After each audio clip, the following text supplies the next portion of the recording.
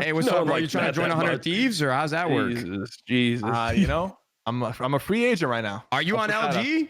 I'm out of LG. No, I've been out of LG for a while. Bro, we got okay. All right, we got some things to think about now.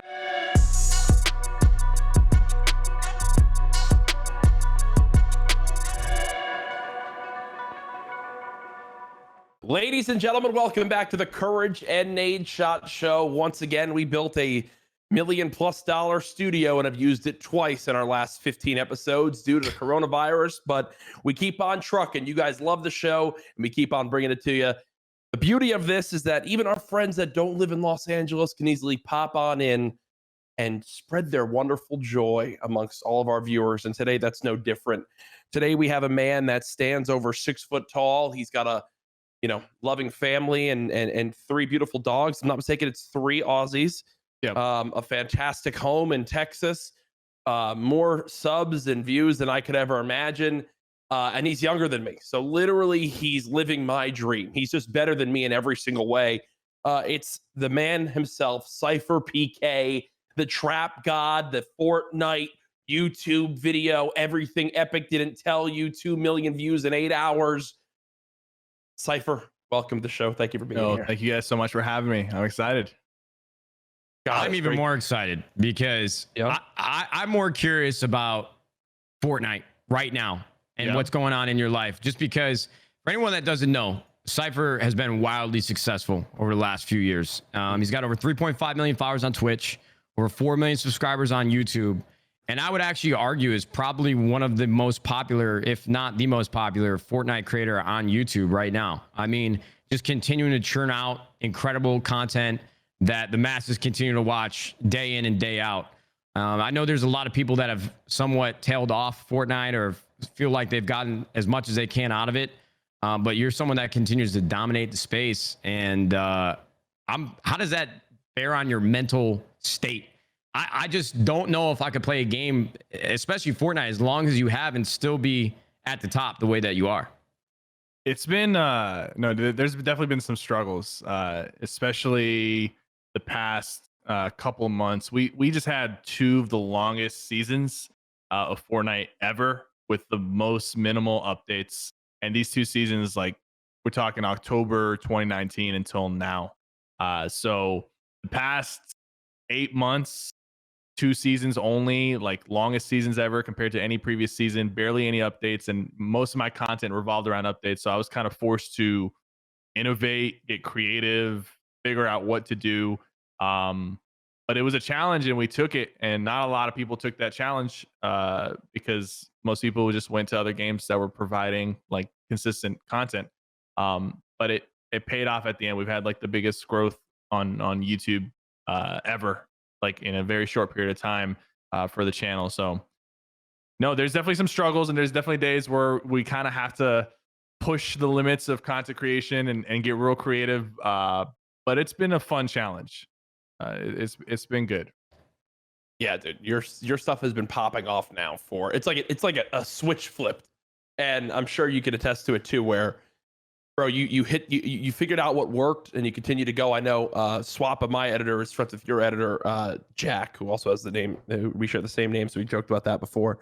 But man, you guys continue to know just like what works, but then you also continue to find new things that your audience wants to see. Like, for example, as you mentioned, just figuring out content things. Last season, you were like bringing the bosses from one edge of the map to the other damn edge of the map, keeping them alive, doing literally anything you could to don't keep forget people the fashion interested shows in coming on. And the fashion shows, dude, don't even forget Matt. At one point, he was doing fashion shows in Fortnite where what's nuts is like you joke about it, but then you see like Lachlan does this fashion show world championship that you wound up like whether I don't know if it was you snuck into it or you qualified into it, and that shit banged, bro. No, speaking to the Lachlan, first of all, just the fashion shows in itself, they kind of happened because chapter 2 season 1 of Fortnite, there was no content, there was no updates. They launched the new map. You can fish now, there's boats, but then they kind of left it to dry for a long time. They were talking about changing the chaos engine, and it was causing them problems, and they really wanted to switch engines or whatever it is that they wanted to do. The point is they couldn't do updates. So people had to get creative, and people started doing these Fortnite fashion shows. You know, everybody's obsessed with skins. People have huge collections of skins. I've pretty much bought every skin you could buy in Fortnite. So people started doing these like fashion shows where you combine skins and you just judge them, and you also like do like a little performance, you know, a theme or whatever. And it took off. Initially, I was just like, dude, this is a joke. I'm not doing fashion shows. And then one of these days, one of my subs like gifted 100 subs. He's like, please do a fashion show, please, you'll love it. So I did it, and it was whatever. And we posted it on YouTube, but then it hit 1 million views in under a day, and I was like, wait, that doesn't usually happen on our uploads. What's going on with this fashion show stuff? And then like, you know, 20 fashion shows later, we did the Lachlan like World Cup fashion show. Me and Alie won that challenge, and then we did another one.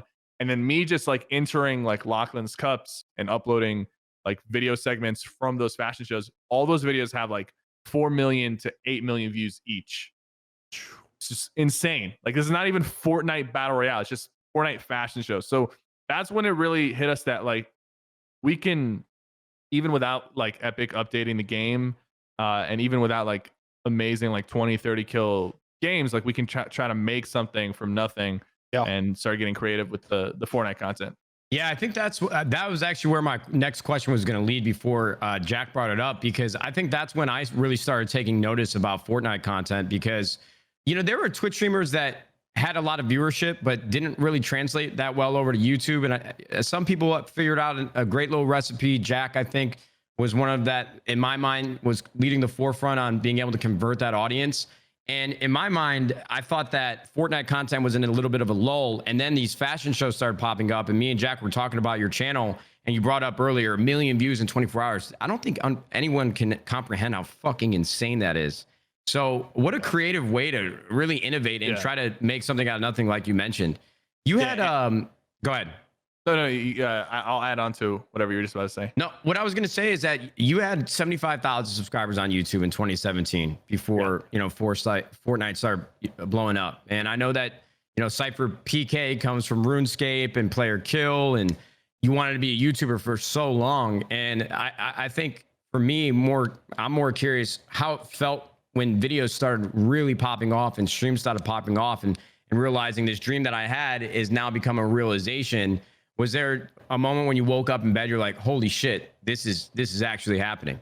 Yeah, there was a few like key moments where it hit me. And I've obviously been, you know, grinding videos since middle school. I did RuneScape, and that was like a 10-year venture. And then eventually I got into like Elder Scrolls Online, another MMO, but these were all smaller games. For Honor as well. But Fortnite was like the big game that I really was into, but was also popular. Up to that point, I was really just covering games that weren't that popular, but I really liked. But it was a struggle initially. I lost like a big chunk of my viewership switching to Fortnite. A lot of people told me I shouldn't do it because you know, viewership is down, but I just really liked the game, so I stuck with it. And then there was that one clip that I got, the trap tower, when I first you know, made and built the Fortnite trap tower and pulled it off. And then it went viral, and people were posting it, you know, all over Facebook, Twitter, YouTube. A bunch of big channels were, you know, sharing it in their compilations. Then the next day I went live, and on that stream I hit like 400 viewers, which is not a whole lot, but at the time for me, I went from 100, and that next day I went to 400. The day after I went 500, 600. Then one day I hit 1,000 playing Fortnite, and that was super rare because up at that point I only would hit 1,000 on like huge update days on like For Honor or Elder Scrolls, and it would only be for like a day or two. After that stream where like, you know, I had 1,000 viewers playing Fortnite, I just like when I stopped the stream and was done for the day, like I just sat there for a second and I like just screamed. I was just like, I had to let it out. It was like really overwhelming, and the energy was just too much, and I just had to like scream. And my wife was like, "What's going on?" And like, I'm doing it. Like, I'm making it happen. Let's go. Like, this is it.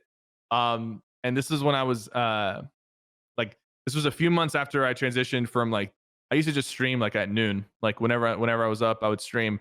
And I realized that wasn't really working. Like a lot of the big streamers at the time, CDN, Ninja, they were streaming Fortnite at noon. And I was like, I wasn't even competing with them. The point is like, I was just being buried by everybody else. So it was like, there was no shot. So then I started waking up at like 5:30 in the morning, and I'd be live by 6 a.m. I go from 6 a.m. to 7 p.m. every day for months before I hit the trap tower. But there was a small boost leading up to the trap tower because of like the 6 a.m. grind. Because it, at 6 a.m., 100 viewers is like fourth or fifth on the list of like streams. But at noon, it's like 40th on the list. So like I wasn't doing myself any favors streaming that late or during prime time. But it's like a Symphony who's in the house now. This dude's get up at 4:45 a.m. in the morning just to... No, and that's the grind. And Symphony is smart. When he swapped to, if I made a swap to Warzone, which I think the reason why I haven't done that yet is just because of how successful the YouTube channel has been on Fortnite. Yeah. But if I made a swap to Warzone, I'd do exactly what Symphony's doing right now. I'd be waking up at like 4 in the morning, going live by 5 and streaming just that early morning before, and he's a big content creator. So don't get me wrong. He could stream at 2 p.m., 3 p.m. and he does. He still gets viewers, but I guess he understands in a similar way that when you're kind of like rebuilding on a different game, you do got to switch up your hours a little bit. That way you have your chance to shine. Yeah. I fucking love it, man. It's funny because I know you mentioned so much about when you first were streaming and you obviously saw the viewership drop off. That was kind of the equivalent for me when I was casting COD and was known for Call of Duty wagers in my small stream at that point, but then started playing Fortnite on day one that it came out. That was, obviously quite the shift for my audience. But you mentioned so much about, hey, early on my Twitch stream, I made that sacrifice and we kind of had to go.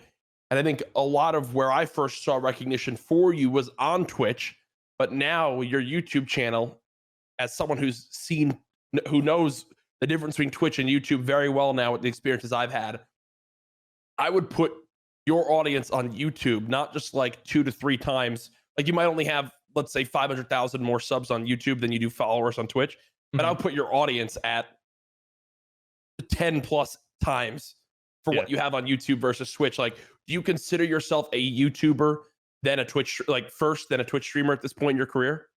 I still consider myself a Twitch streamer first, just because it's purely based on the hours, right? Mm-hmm.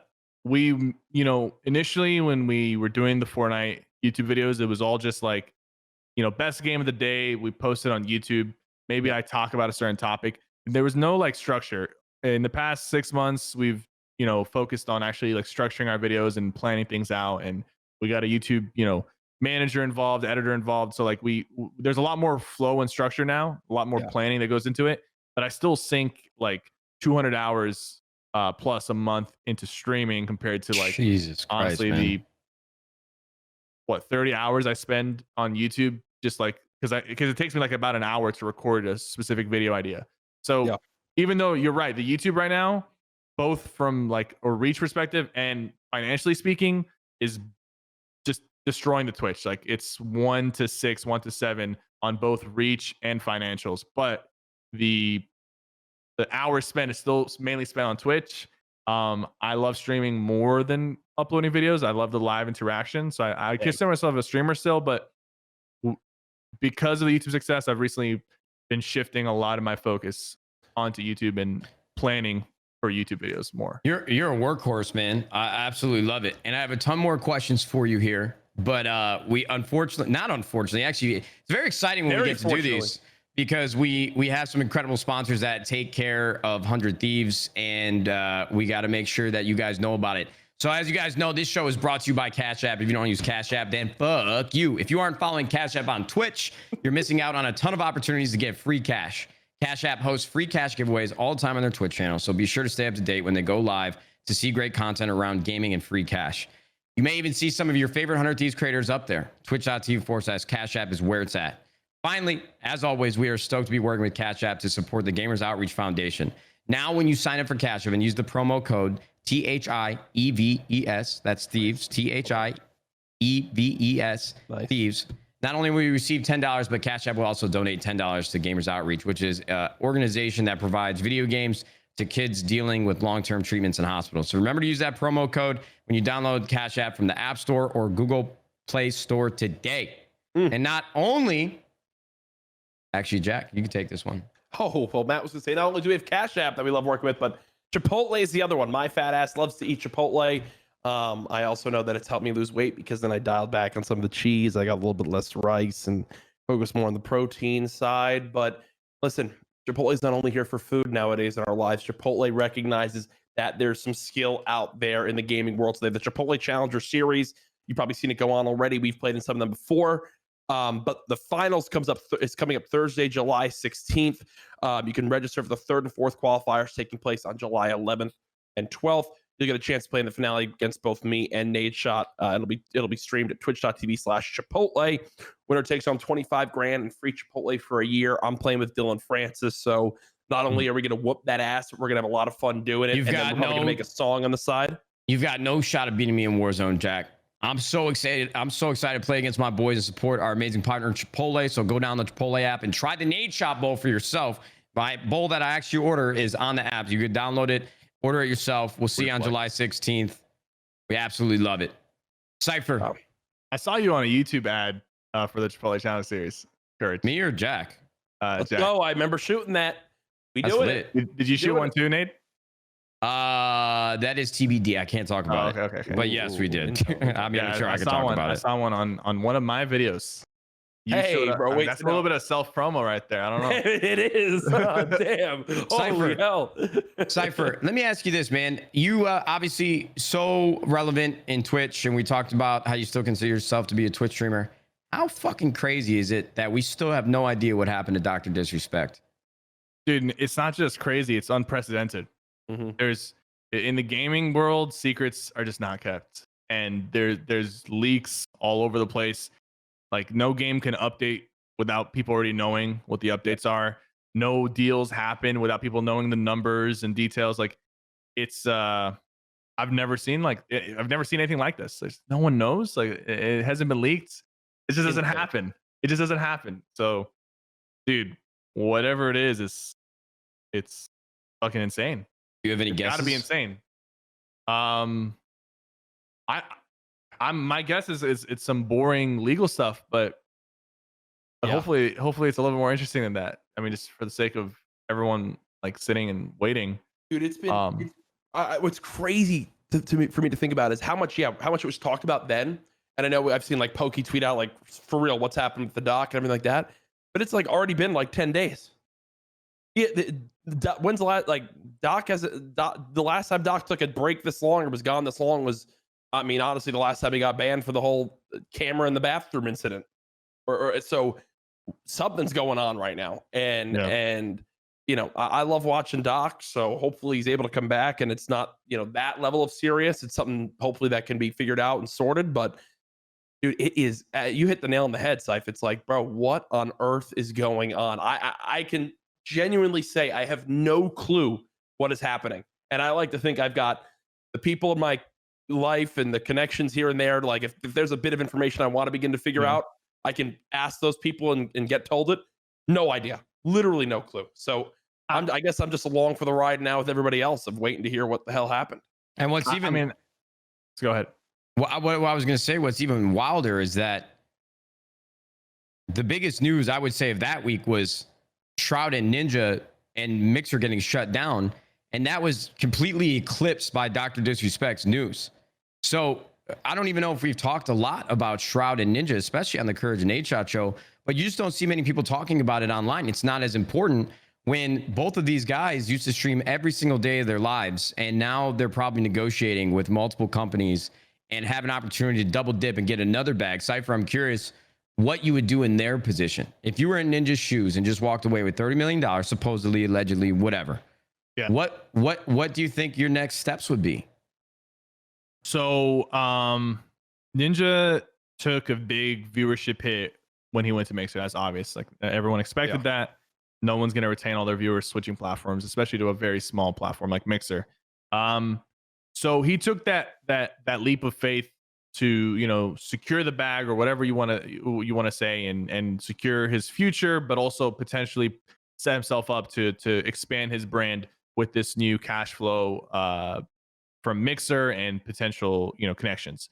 And then when I saw that he allegedly declined a much bigger Facebook deal, my understanding, and from if I was in his position, is that now is the time to like reclaim and really blow up the Ninja brand. So whatever like 60 million Facebook allegedly offered him, in his mind and in his team's mind, they have to believe that they are going to make the Ninja brand worth way more than that 60 million, and going to Facebook could potentially block them from reaching their full potential.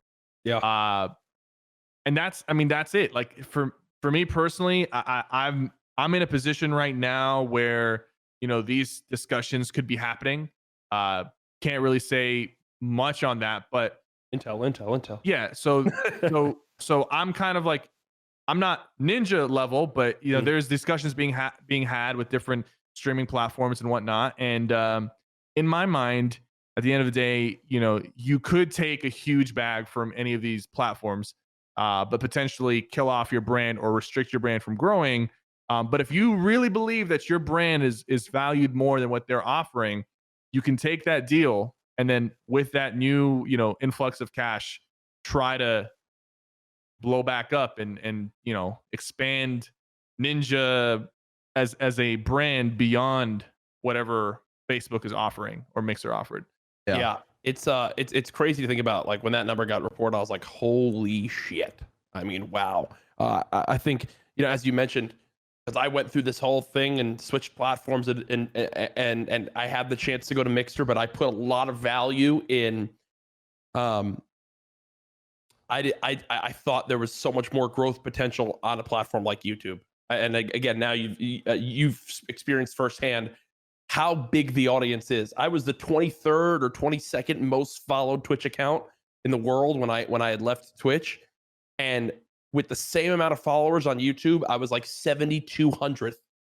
Yeah. And because of how much bigger the ceiling is on YouTube, and the opportunity to switch to the biggest video platform in the world, where they are doubling down on their investments, as you guys have now seen with Laserbeam, Lachlan, Muselk, Wildcat, Noah J, all these guys streaming on YouTube, Ray now being over there, and how many changes are still coming and they've now made since I joined. And then to change my family's life forever financially, it was, for me, it was a no-brainer. As you mentioned, like with that discussion going on, I knew of a number that I would need to switch. I knew what a number Twitch would have had to keep me at to stay. I knew what number I would have needed to go to Mixer, and it was definitely more than both of those if I was going to risk losing my audience. Sypher, $10 million right now. You going to Facebook? Dude, that's a discussion. Fuck yeah! Let's go! I'll bring everybody. You know, here's the thing. Here's the thing, CouRage. Is that the reason why, you know, I can't answer that is because maybe I want more out of Facebook. Maybe I can get more out of Facebook, you know? Hey, Facebook, you hear that? I'm not playing my cards. I'm not playing my cards. But the reality is, you know, there is always a number. Facebook, YouTube, and YouTube to me definitely is a very appealing idea, just because I'm doing well on YouTube. I've got both the main channel and second channel now both doing well. You know, I could easily make the main channel like a streaming focused channel, and then the second channel just keep the daily uploads there, or whatever the case may be. So like when you made that decision to go to YouTube, it made a lot of sense too. Your YouTube channel is doing really well. You can go there, and then now you're getting like more views than you did on Twitch, at least from what I've seen. So so the Mixer and Facebook thing, it's like a different discussion, right? YouTube offered me a deal, or if that deal is on the table, you know, you just got to look at the numbers and see if it makes sense. But what going to Mixer or Facebook, it's a completely different mental challenge that as a content creator, you want your stuff to be seen by as many people as possible. But when you go there, you know that the cap is way below what you're doing right now. No matter how successful you are on Mixer or Facebook, the cap is just a lot lower. So both, you know, Ninja and Shroud, they took that plunge. They saw what it's like, and honestly, maybe they hated it with or without the money. You know, they both secured 8 figures, millions of dollars allegedly. Maybe once you have $30 million, 60 million doesn't mean much to you anymore. I mean, obviously it still means a lot, but maybe for your own like sanity, you want to get back onto the top and be seen by everybody. And maybe that will make you more money long term if you manage your brand properly. Sypher, if I gave you $10 million, yeah, aside from a home, and aside from doing anything kind or anything nice for your family, just the most selfish purchase you could make, what would you buy? I would immediately just go. And don't say invest. No, I wouldn't. No, let's talk selfish. Invest is a boring answer. Obviously, I'd invest, and obviously, I'd be smart with my money, and whatever, buy property, whatever. I would immediately just go buy a blacked out Lamborghini, just a new murdered out. Fucking right, baby. All right, dude. So you have some fun with us with these questions. Sypher, how much money do you got? There it is. Okay, so when CouRage said that you were gonna ask that, I was a little nervous, because I don't even know. I don't know the real answer. Like, I know the ballpark. I know there's a ballpark. No, it is a flex, but I've got. Don't actually answer it if it makes you feel uncomfortable. Oh no. I don't mind talking. I don't mind talking about the money. I've got an accountant, and I've got a wife who manages a lot of that stuff for me, and because I'm a bonehead, and beyond gaming and streaming, I seriously did not develop a lot of skills in school. So there's a few seven figures laying around. I don't know exactly how much, but like a $10 million Facebook deal is definitely still life changing for me. So that gives you like a good estimate. Multi, best baby. answer we've ever gotten. Sypher's multi. Sypher's multi. He said, "Hey, bro, it's multi, and I don't shy away from it. I don't shy away from it. I think there's some content creators out there who would rather the audience not know that they make a lot of money. And I don't blame them. It can create weird situations. It can create uncomfortable situations for a lot of people. But when it comes to this, I'm a little bit more transparent. I don't give exact numbers, but it should be known that a lot of the top content creators are millionaires, and among the top are multimillionaires, and that's just kind of how big the industry has gotten. I like and you, I think man. shying away from it is a little weird. Like, it's just, for me personally, it would be a little bit weird. It'd be a little bit disingenuous. So I think that's super fair to say, especially when, again, it's not like you just got a channel with all this audience that did this. You grinded from nothing, as everyone has, and have built an audience to this point where you are someone that's an inspiration to so many people out there. It's like, hey, this wasn't built in a day. The home you now have, again, which I want to talk about next, like the everything you've accomplished took a long time and sacrifices. I think that's really key for people to understand, is you need to make sacrifices, whether it's the game you're playing or the opportunities you take, and maybe you travel more and you're not able to spend as much time with family, or you move to a certain location to get that upper edge in your career. It's really key to make people understand. It's like, hey, you want this multi-M, as we mentioned? Well, guess what? I did this, and this, and it took this many years to get to this point. So think of any, they don't shy away from it. Think of any of your favorite TV shows. Think of any character, actor, actress on that show. And if somebody told you, oh, that actor, is a millionaire or a multimillionaire, you wouldn't bat an eye. Like, you really would. You'd just be like, yeah, actors are, well off. They make a lot of money, especially the ones that are popular or the ones in movies and whatnot. But the reality is that a lot of these gaming creators have reached numbers and audiences that surpass, a lot of big time actors or movie stars as well. So, like, the amount of content being consumed online surpasses, the movie industry. So, there's people wouldn't be surprised if you said an athlete is a multimillionaire or an actor and actress is a multimillionaire. But gaming has gotten to that point. The industry, especially the entertainment industry on gaming, has gotten to that point. Yeah, no, I couldn't agree more, and it's just going to keep on getting bigger. Trust me, with where it's going. Video game entertainment is the biggest form of entertainment in the world, and it's not stopping. Sypher, one thing that I think would be super key to bring up is, you mentioned how you want to buy that selfish, you'd love to buy that selfish Lamborghini one day, which I'm sure is going to come sooner rather than later. But you can buy those things after you've gotten yourself to, hey, you got investments here, as you mentioned, you got certain things you've done to get you to that point of being like, you know what, let me buy a gift for myself. That's kind of the point that I've been at recently. You got a beautiful home.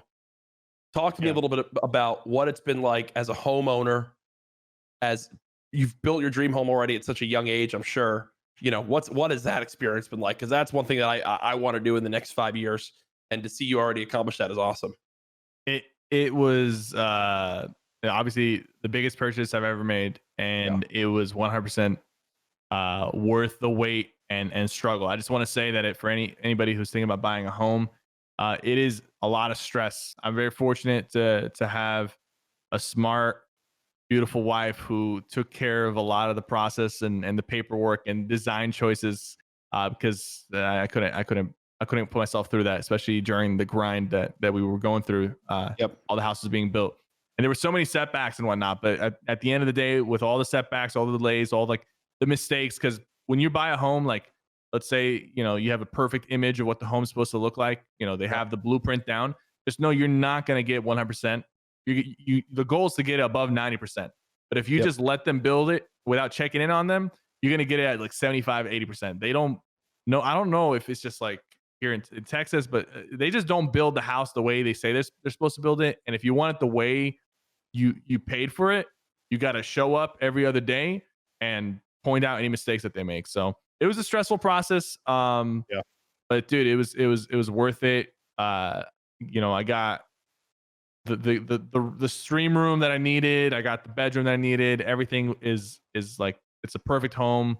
And speaking of the stream room, we actually are going to start like construction on like the real stream room, similar to what Ninja and Nick did, and trying to make like an awesome studio out of it. So that's something that will probably be ready by the end of the year, beginning of next year. Really excited to reveal that when it's done. But being a homeowner is cool. Like I can just, you know, it's my home. I can do what I want in it. It's a nice feeling.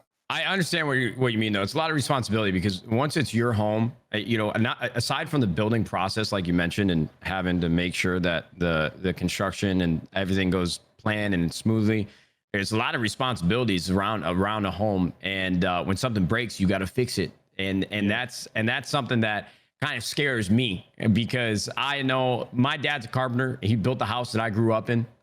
He's the definition of a man, and I didn't learn a goddamn thing from him.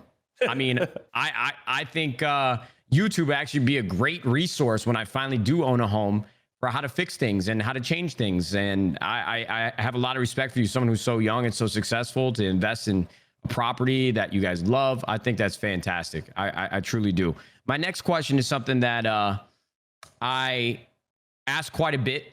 It's a big debate topic on my social media. What is your favorite fast food burger? Oh yeah, you know what's funny is I knew you were gonna ask about fast food. I didn't think it was gonna be like a serious question. I mean, it is a serious question. It is a serious question. Forgive me. I didn't think it was gonna be like what? You know what? Let me just answer the question.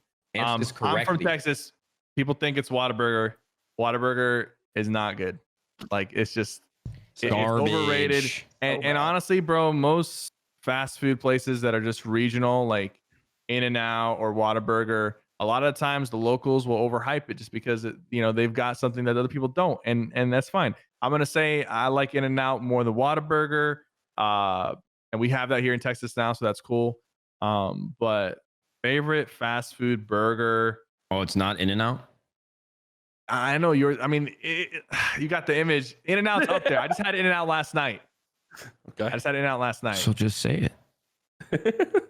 Just say what I want you to say. I don't know if I can say it's In-N-Out. Shake Shack, Five Guys. You know, Shake Shack, I recently started eating at. So I if it's up there, I would. It's too soon to tell. Okay. For me, just like a pure burger, Five Guys. Just Five Guys is pretty solid. You don't get a lot of Five Guys for that answer, and I respect that. Guys, I have something. I do gotta say something about In-N-Out. If they didn't have the sauce, the animal style sauce, I don't think I'd be eating there. Animal style does make it that much better, bro. Right. I couldn't agree more. You don't respect me? No, I really think that sauce carries it a little bit, bro. I mean, it's obviously part of their brand, so like, don't get me wrong, but if you remove the sauce, I don't know. From the fries, especially, the fries would be the worst for fast food fries. They have the worst in the world. fries. Wait, I just got breaking news here. Whoa! Speaking of contracts, the big news today is Patrick Mahomes just got a 10-year deal with the Kansas City Chiefs. Crazy. Everyone wondering how much it's worth. Patrick Mahomes just agreed to a 10-year extension worth $503 million. It just got announced. It's $500 million, bro. Hey, man. Oh, my God. Congratulations. Honestly, Patrick Mahomes deserves it. To come into the league and dominate in the fashion that he has at the age that he is and to win a Super Bowl. We don't talk about sports a lot in the CouRage and Nadeshot Show, but I watch a lot of football, and I truly believe that Mahomes is just something that we haven't seen in a very long time in the NFL. I think he's one of the most talented players in the league. And imagine locking in. He's basically going to be there for 12 years because he's already got 2 years left on his deal. He's locked him in for another 10. I think that speaks volumes about his character to really ride or die with Kansas City, to be with the team that drafted him, and now to be financially rewarded in the way that he has. What a dream come true. I can't even fathom being his age and knowing I just locked in basically $500 million for the next 10 years of my life. How old is he? How 20? I think he's like 23. He's his young 20s, I believe. But I can't imagine what's going through his head. 24. He's my age. Yeah. All right, so he just bossed up on Ninja. I'll tell you that much. Yeah, Ninja, you got to get in the NFL, bro. And I thought the streaming contracts were getting to the real sport level. I mean, this is the biggest contract in sports history, beating Mike Trout from the Angels, who was 12 years, $427 million, which was like last year. This is the biggest. I mean, imagine being his agents, bro. What? Well, think about it. Think about it from a gaming perspective. If Mixer was paying Ninja 30 a year, which is what like people reportedly said, if you did that over 10 years, that's 300 million. That's close to the.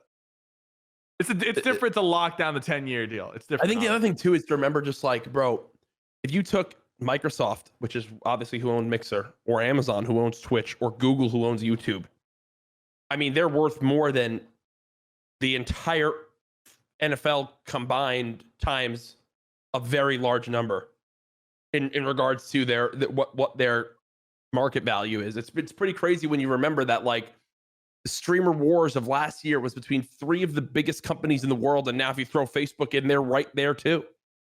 Like, it was just like, it was like watching 3 titans fight, and you're just on the ground like, wow, in awe of like what's even happening, which is just surreal to see. So 477 million in guaranteed $477 million is lit.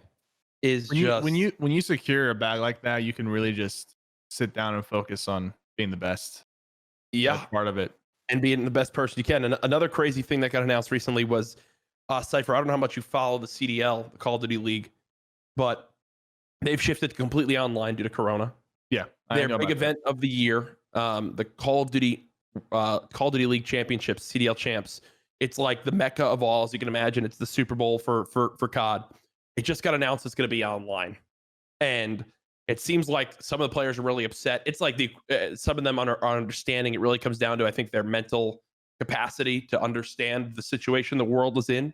But completely online. This is the equivalent of the Fortnite World Cup being online. And what would have happened with that? I mean, it basically was, in a way, because you had to get there online, right? Yeah.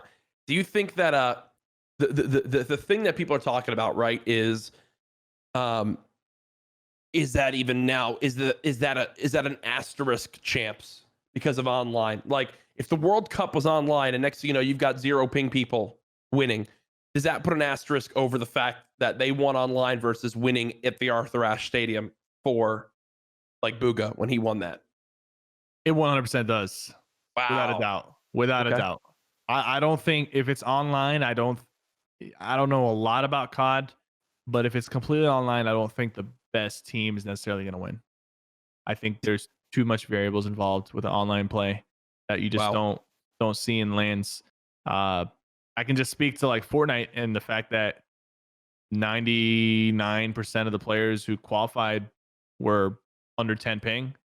I'm sure there was a few outliers. There was a few people who managed to do it on higher ping, but like obviously once you got down into the World Cup and it was LAN, it was fair game for anybody. But in my opinion, online, just especially in a competitive game with quick shots, quick reactions like COD, there's gonna be too many variables involved. Do you agree, I think Matt? it's fine if they're doing it online. I mean, the situation calls for online. You either postpone it or you do it online, and if anything, it's better than nothing. But there'll definitely be doubt about whoever wins. Yeah, I think the circumstances are unbelievable. I think there's probably teams that I can think of right now that are probably really happy with the outcome because of how well they've been playing online.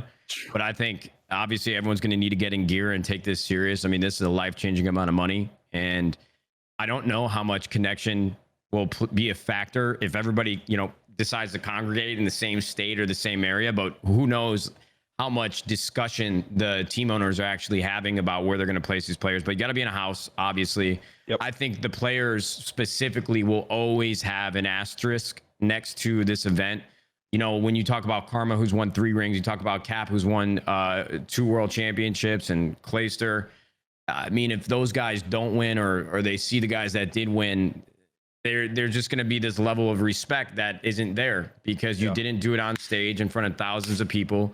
The adrenaline rush that you get when you're actually at an event, and the pressure is just so much bigger than when you're playing at home and playing online. So obviously, I actually have a lot of respect for Activision for still hosting the event.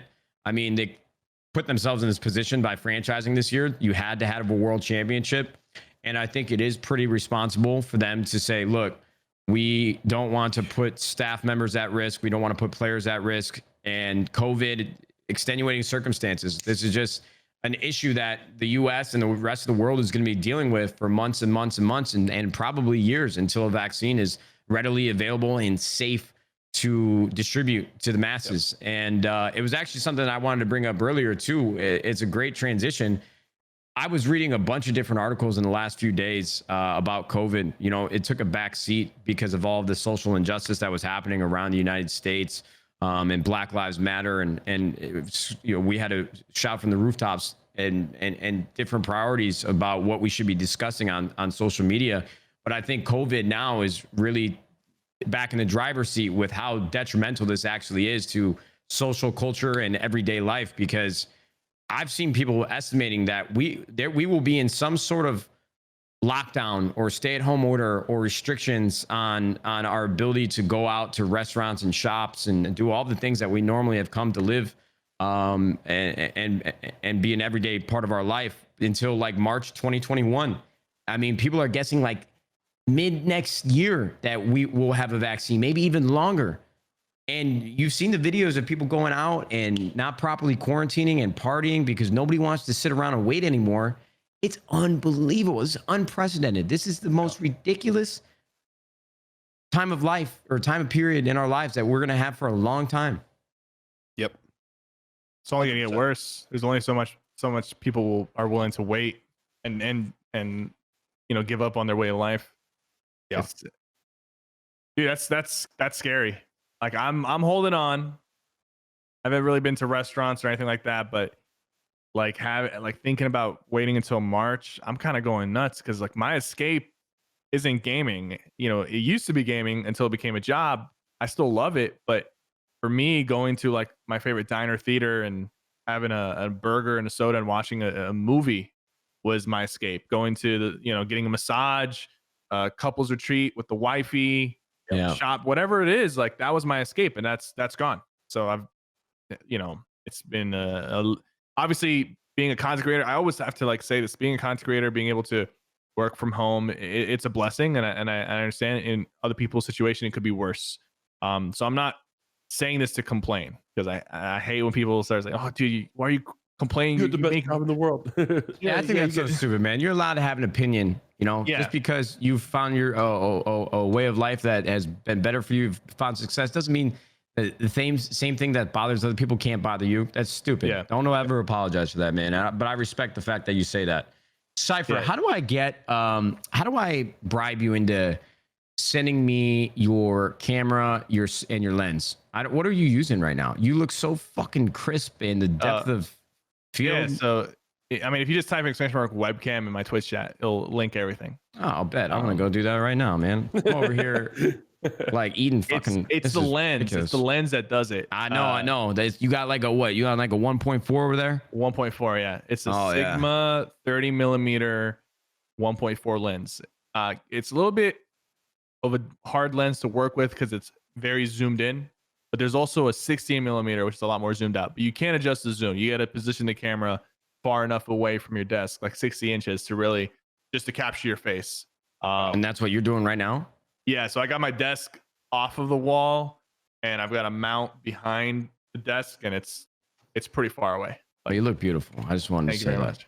Yeah, I get that compliment a lot on Twitch. Not a lot of people really invest into their camera equipment, but it's not even that expensive. The camera is the Sony A6500, really common. A lot of streamers use it. The lens is the Sigma, and I think that one is like $300, $250, depending on where you get it. So gives you that. The 1.4 aperture is what gives you like that really bokeh, man. Blurry, yeah, oof. The bokeh. Ooh, I love it.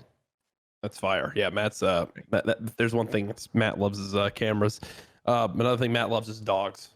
Sypher. Awesome. And I would go wrong while not mentioning the fact that you have 3 wonderful dogs. And they've got a YouTube channel.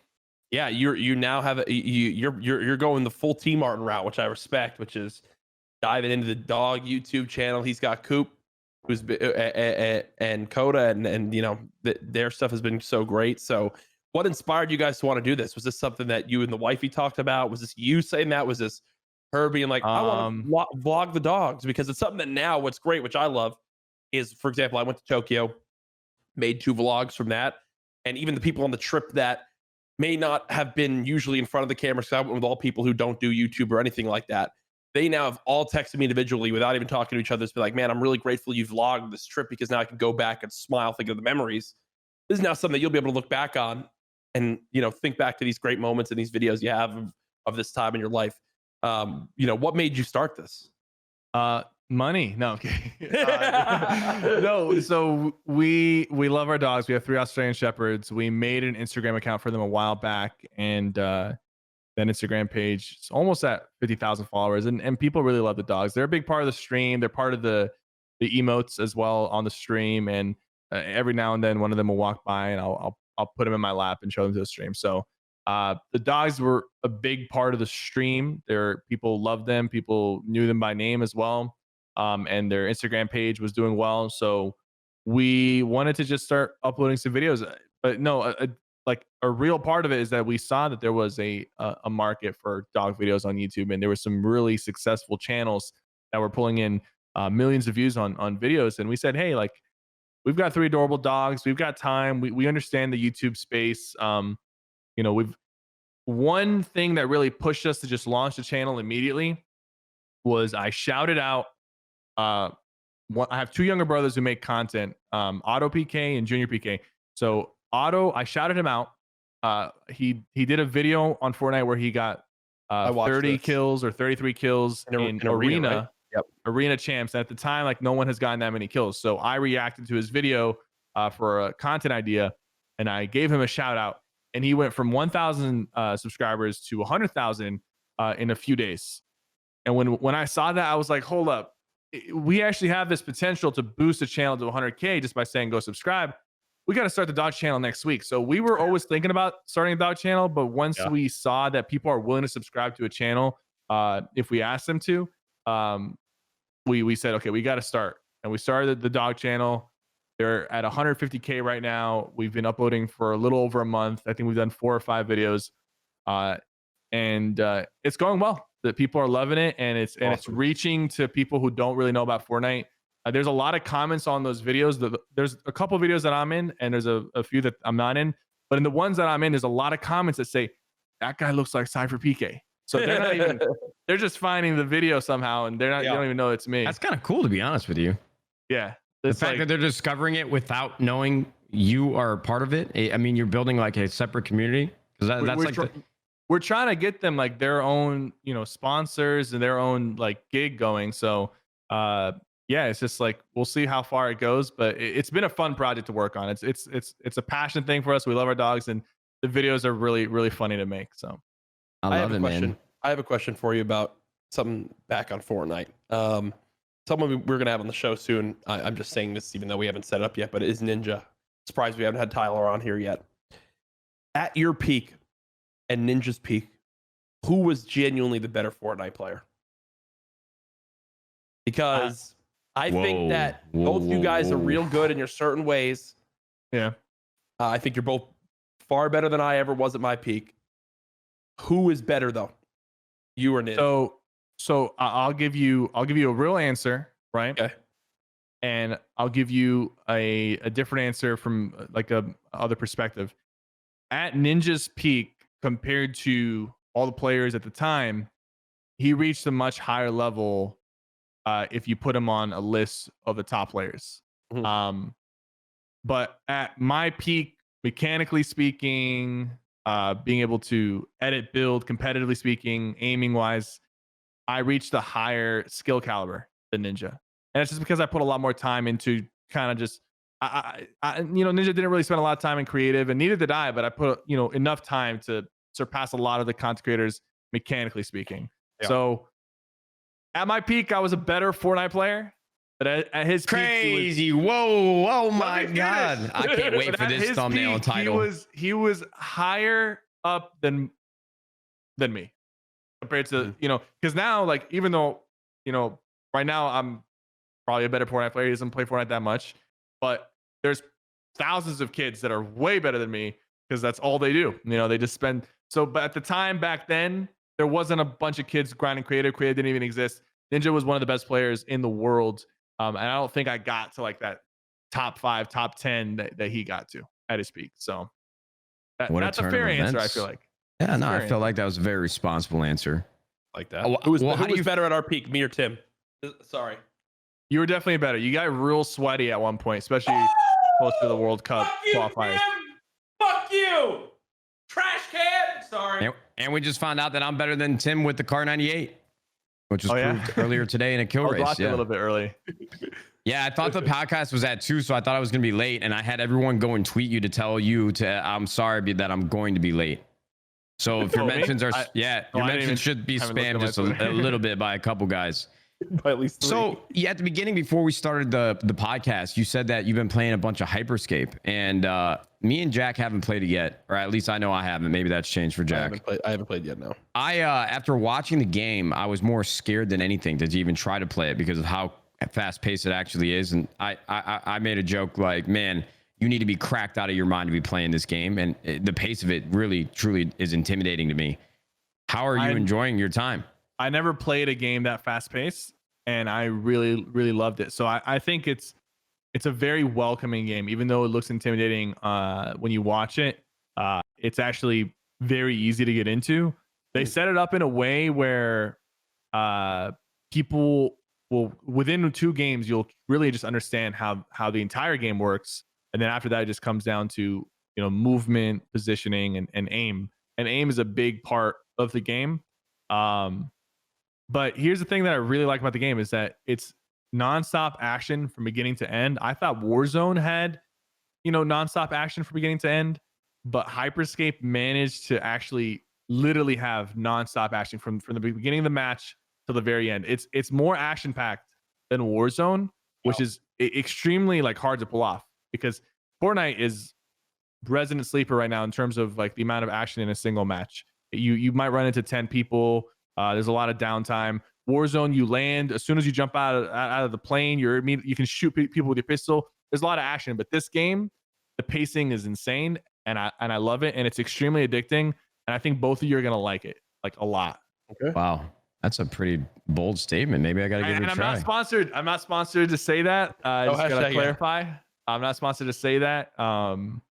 And I usually don't I usually don't even really like BRs. Like I know I came up from Fortnite, but prior to that, I didn't like PUBG. I didn't like H1 that much. But this thing does it's a fresh take. It's arena styled.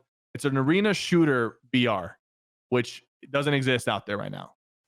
So just give it a try. Are you excited for Halo Infinite at all? It just got announced today. Microsoft's conference is going to be July 23rd, which they then at this point, if they somehow didn't release Halo Infinite gameplay, I would punch someone in the face. Dude, they have to. There's just no way. They're going to. They're absolutely going to there. But would you say you're hyped for it, Sypher? Would you give it a try when it comes out? I'm definitely hyped. I grew up playing Halo 3. Like everyone at my school played it. We used to have LANs. Everyone would bring their Xbox and just plug it into a router and 60 man, just 8v8, 4v4, whatever we had to do. It was a good time. So yeah, and I actually have like a LAN room that we're putting together. Where that's really cool. Hopefully it is going to be on PC, but I actually set up the LAN room when they released Reach on PC, and just recently I think they released Halo 2. And they're about to drop Halo 3. Or is it they're releasing Halo 3 soon? Point is, I bought like 4 rigs so that when people come over, we can all play Halo on PC. So I'm excited to set that up. It's actually awesome. Me and Jack gotta come through. Jeez. Oh, for sure. Can you buy us a private jet out there so we don't get any COVID? I mean, I know you. I didn't sign a mixer deal. You're talking about. Sorry. Yeah, true. My bad. I got you mistaken for sure. Oh man. Well, hey, listen, Syph. This has been awesome to have you on the podcast, bro. I will say you've inspired me on YouTube. I've started to put in a little bit more effort in my thought process. You know, switching a platform was a challenge for sure, but now that I think we've got kind of what's working with the streaming side, we're going to really begin to focus back into YouTube, and you're someone that I've looked up to a lot now with this. So expect some DMs and questions from me. All right, for sure, man. I'm always willing to help, and I'm glad that you're inspired. And honestly, with YouTube, a little bit of effort and planning goes a long way for sure. Yeah, 100%. I could agree more. Sypher, thanks for coming on, man. Really do appreciate it. Thanks for your transparency. I've actually become a bigger fan after just speaking with you. You know, I haven't had a ton of interactions. Obviously, I know who you are and what you've been doing in the gaming community, but you seem like you have a really good head on your shoulders, very articulate, very well spoken, and just seem like an all-around smart guy and a very genuine person. So I appreciate that, man. Thank you. Yeah, of course, man. I gotta say that I have a story about the first time I met you, real quick. TwitchCon 2017, where it was one of the first TwitchCons. I forgot which one. It was 2016 or 2017, but I saw you walking by, and it was at the TwitchCon after party, and I literally ran like an entire mile to catch up to you and be like, "Yo, Matt, I gotta get a picture with you, man." And I put you in my vlog. It only has like 30,000 views, but I put you at the end of my vlog of one of the cool people that I met at TwitchCon. So, oh my God. Well, yeah. Was I drunk? No. You were just walking I was around. worried where this story was going. Oh, no. I was like, if you said after the Twitch party, I'm like, uh-oh. No. I might have been hammered. Well, fuck, dude. I didn't even realize it. Well, worlds collide, man. Thank you for holding me that high in your mind at that point in time in your life. Now look at you, bro. You're still up there, bro. Hey, my guy. Hey, you got me feeling warm and fuzzy, brother. Thank you, man. That was a great way to end my day. All right. Quit sucking up. Jesus Christ. Hey, you hear this shit? Hey, what's up, bro? You trying to join 100 Thieves, or how's that work? Jesus. I'm a free agent right now. Are you on LG? I'm out of LG. No, I've been out of LG for a while. Bro, okay. All right. We got some things to think about now. Okay. There goes my salary. Free agent, content creator, not signed with any org. Okay. This is good to know. We can kick out the mob really quick. Yeah. Easily. Not even a problem. Sure, you guys will have the Give same me all salary. 4 of their salaries. Oh, look, we already got the vlog. There it is. That's awesome, bro. That's so cool. Hey, good job, Alex. My hair has improved a lot since then. Clearly. Yeah, no, your hair looks great right now. I'll be honest. You both have better hair now. You got a good flow going. Look at that, man. Hey, as worlds collide, flow's better than mine. Yeah, shit, man. You said it, not me. But here. Oh, you have the screenshot up there. Oh, yeah. Okay. That's what we're referencing. Gee. Oh, take us out, Jackie. Sorry, I haven't eaten yet today, dude. I swear to God, bro. I'm running on fumes right now. Well, good. Go. You'll eat right after this. Sypher, thank you again for coming on the show. This has been such a blast. Sure. Maybe one day we'll get you in studio when this is all said and done. Keep crushing it. Keep on going. And every one of Sypher's links will be down below. I'm sure all you guys know exactly who he is. And please be sure to let Ninja know that Sypher says that he's better than Ninja at his peak, and that Ninja should come on our show to defend himself. So that's going to do it for us, guys. Be sure to leave a like on the video, sub to the channel if you have not already, and we'll see you guys next time, all right? Peace. Thanks for watching, everyone.